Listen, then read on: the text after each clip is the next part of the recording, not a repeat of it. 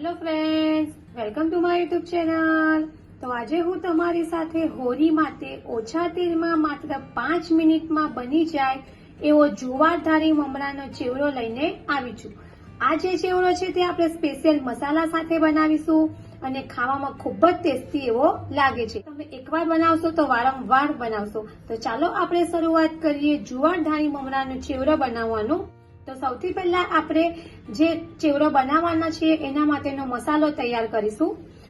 તો મસાલો બનાવવા માટે મેં અત્યારે લાલ મરચું લીધું છે, ત્યાર પછી સોલ્ટ છે, સંચર પાવડર છે, આમચૂર પાવડર છે, ત્યાર પછી દળેલી ખાંડ છે, ગરમ મસાલો છે, હિંગ છે અને સૂંઠ પાવડર છે। તો આ બધો મસાલો આપણે એક બાઉલમાં લઈ લઈશું અને મિક્સ કરી લઈશું। મસાલો છે એને આપણે એક કાચના બાઉલમાં લઈ લઈશું।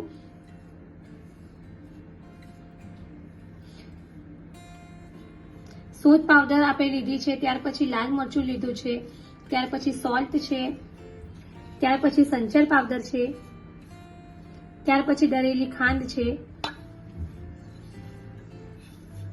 ત્યાર પછી ચેવડાનો સ્વાદ ખૂબ જ સરસ આવે એના માટે થોડો ગરમ મસાલો લીધો છે તે આપણે લઈશું। ત્યાર પછી આમચૂર પાવડર લઈશું, ત્યાર પછી ચપટી હિંગ છે। આ બધી વસ્તુને આપણે એકદમ સરસ રીતે મિક્સ કરી લઈશું। તો આપણો જે ચેવડા માટેનો મસાલો છે તે રેડી છે। અત્યારે મેં આમાં હળદર નથી ઉમેરી, આપણે હળદરને બહારથી એડ કરીશું। તો હવે આપણે ચેવડો બનાવવાની શરૂઆત કરીશું। તો સૌથી પહેલા ચેવડો બનાવવા માટે મેં અહીંયા ગેસ ઉપર એક કઢાઈ લીધી છે, ત્યાર પછી આપણે તેમાં 2 વાડકી મમરા એડ કરીશું અને મમરાને આપણે થોડા ક્રિસ્પી થાય ત્યાં સુધી શેકી લઈશું, જેથી મમરામાં જો કોઈ પણ જાતનો ભેજ હોય તે બહાર નીકળી જશે। તો મમરાને આપણે થોડા ક્રિસ્પી શેકી લઈશું। તો લગભગ 2 થી 3 મિનિટ થઈ ગઈ છે અને આપણા મમરા છે તે એકદમ ક્રિસ્પી થઈ ગયા છે। તો તમે જોઈ શકો છો કે મમરા એકદમ સરસ તૂટી ગયા છે અને ક્રિસ્પી થઈ ગયા છે। તો હવે આપણે આ સમયે ગેસ બંધ કરી દઈશું અને આ જે મમરા છે એને એક ડીશમાં બહાર કાઢી લઈશું। ધાણીને પણ મેં એ જ કઢાઈમાં લીધી છે અને ધાણીને પણ આપણે 2 થી 3 મિનિટ માટે શેકી લઈશું, જેથી ધાણી થોડી ક્રિસ્પી જેવી થઈ જશે। તો લગભગ 2 થી 3 મિનિટ થઈ ગઈ છે અને આપણી જે ધાણી છે એ પણ એકદમ સરસ ક્રિસ્પી એવી થઈ ગઈ છે। ત્યાર પછી હવે આપણે એને એક પ્લેટમાં બહાર કાઢી લઈશું। ત્યાર પછી હવે આપણે આ જ કઢાઈમાં મખાનાને પણ શેકી લઈશું। તો એક બાઉલ મેં મખાના લીધા છે। મખાનાના તમે જોઈ શકો તો ઘણા બધા ફાયદા છે, કેલ્શિયમથી ભરપૂર છે, સાંધાના દુખાવામાં પણ મદદરૂપ છે અને બાળકો માટે પણ ખૂબ જ હેલ્ધી છે। તો હવે આપણે મખાનાને પણ 2 થી 3 મિનિટ માટે શેકી લઈશું। તો લગભગ 2 થી 3 મિનિટ થઈ ગઈ છે અને આપણા જે મખાના છે તે એકદમ સરસ રોસ્ટ થઈ ગયા છે। તો હવે આપણે આ સમયે ગેસ ઓફ કરી દઈશું અને મખાનાને પણ એક ડીશમાં બહાર કાઢી લઈશું। તો હવે આપણે ચેવડો બનાવવા માટે ગેસ ઉપર કઢાઈ લીધી છે, ત્યાર પછી આપણે તેમાં 2 ચમચી ઓઇલ એડ કરીશું।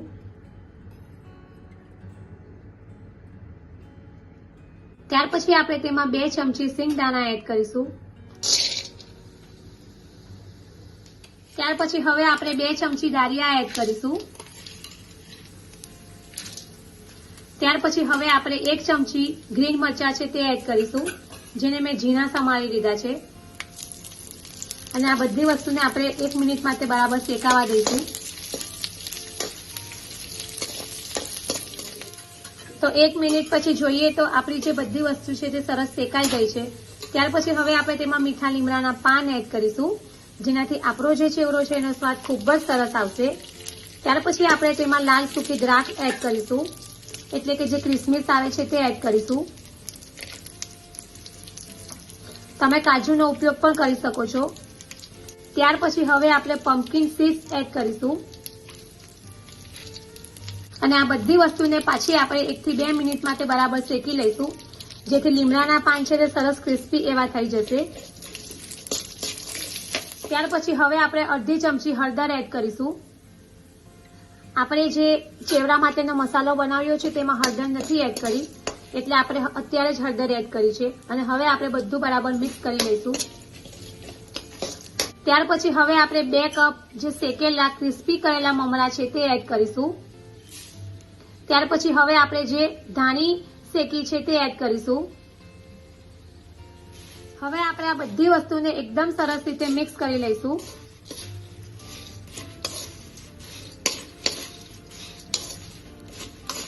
ત્યાર પછી હવે આપણે જે મસાલો રેડી કર્યો છે એ એડ કરીશું અને મસાલો આપણે થોડો થોડો કરીને જ એડ કરીશું. આ રીતે મિક્સ કરતા જઈશું અને આપણે મસાલો એડ કરતા જઈશું, જેથી આપણો જે મસાલો છે તે બધા જ ચેવડામાં એકદમ સરસ રીતે મિક્સ થઈ જશે. જે મસાલો રેડી કર્યો હતો એ આપણે ચેવડામાં એકદમ સરસ રીતે મિક્સ કરી દીધો છે.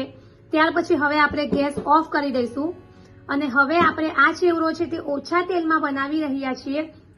તો એના માટે મેં અત્યારે 2 નંગ પાપડ શેકીને લીધા છે. તો આપણે એ પાપડ છે એ ક્રશ કરીને એડ કરીશું. તો આ રીતે આપણે પાપડ ક્રશ કરીને એડ કરીશું.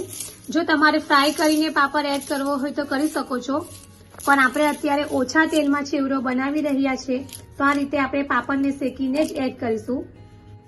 ત્યાર પછી હવે આપણે ચેવડામાં સેવ એડ કરીશું, જેનાથી આપણો જે ચેવડો છે એનો સ્વાદ ખૂબ જ સરસ આવશે.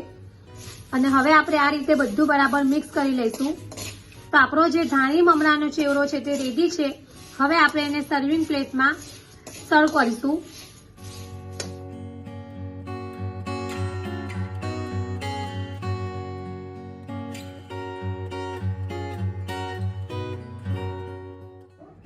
તો તમે જોઈ શકો છો કે આપણો ટેસ્ટી એવો જુવાર ધાણી મમરાનો ચેવડો તૈયાર થઈને રેડી છે. ઠંડો થાય પછી તમે એરટાઇટ બોટલમાં ભરીને એને સ્ટોર કરી શકો છો અને ગમે ત્યારે ખાઈ શકો છો. આ એકદમ હેલ્ધી છે અને બનાવવામાં પણ ખૂબ જ સરળ છે. હવે આગળ આપણે બીજી રીતનો ચેવડો બનાવીશું. તો એક જ ચેવડામાં હોળીની બધી જ વસ્તુ ખવાઈ જાય એવો આપણે ધાણીનો નવો ચેવડો બનાવીશું. હોળી સ્પેશિયલ બીજી રીતે ધાણીનો ચેવડો બનાવવા માટે અત્યારે મેં ગેસ ઉપર એક કઢાઈ લીધી છે. ત્યાર પછી આપણે તેમાં 2 થી 3 ચમચી ઓઇલ એડ કરીશું. ત્યાર પછી આપણે તેમાં સિંગદાણા એડ કરીશું. તો અત્યારે મેં જે ખારી સિંગ આવે છે તેના આ રીતે છોતરા કાઢી લીધા છે અને એ સિંગ આપણે એડ કરીશું. ત્યાર પછી હવે આપણે જે સૂકું કોપરું આવે છે તેને મેં આ રીતે સ્લાઇસ કરી છે એ એડ કરીશું. ત્યાર પછી આપણે તેમાં થોડા દાળિયા એડ કરીશું અને આ બધી વસ્તુને આપણે 1 મિનિટ જેવું થોડું શેકી લઈશું. ત્યાર પછી હવે આપણે લીમડાના પાન એડ કરીશું. ત્યાર પછી આપણે ગ્રીન લીલા મરચા છે તે એડ કરીશું.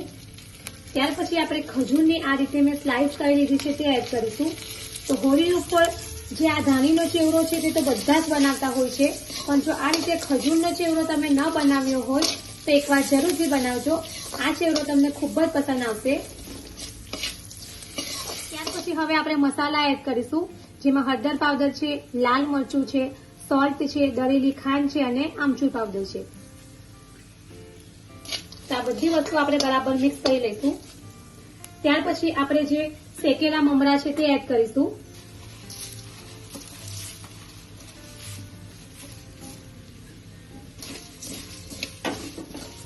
અને આ રીતે આપણે મિક્સ કરી લઈશું.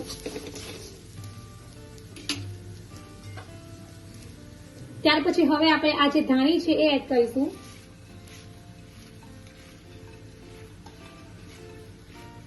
પછી હવે આપણે જે મખાના રોસ્ટ કરેલા છે તે એડ કરીશું અને આ બધી વસ્તુને આપણે એકદમ સરસ રીતે મિક્સ કરી લઈશું, જેથી બધા મસાલા છે તે બધી જ વસ્તુમાં એકદમ સરસ રીતે મિક્સ થઈ જાય. તો આ રીતે આપણી બધી જ વસ્તુ એકદમ સરસ રીતે મિક્સ થઈ ગઈ છે. તો હોળી પર જુવારની ધાણી ખાવાથી શરીરમાં રહેલા કફનો દોષ નાશ થાય છે. અને જો તમે આ રીતે ચેવડો ટ્રાય ના કર્યો હોય તો એકવાર જરૂરથી ટ્રાય કરજો. તો હવે તમે જોઈ શકો છો કે આપણો જે ચેવડો છે તે બનીને રેડી છે. તો હવે આપણે ગેસ ઓફ કરી દઈશું અને સર્વિંગ પ્લેટમાં સર્વ કરીશું.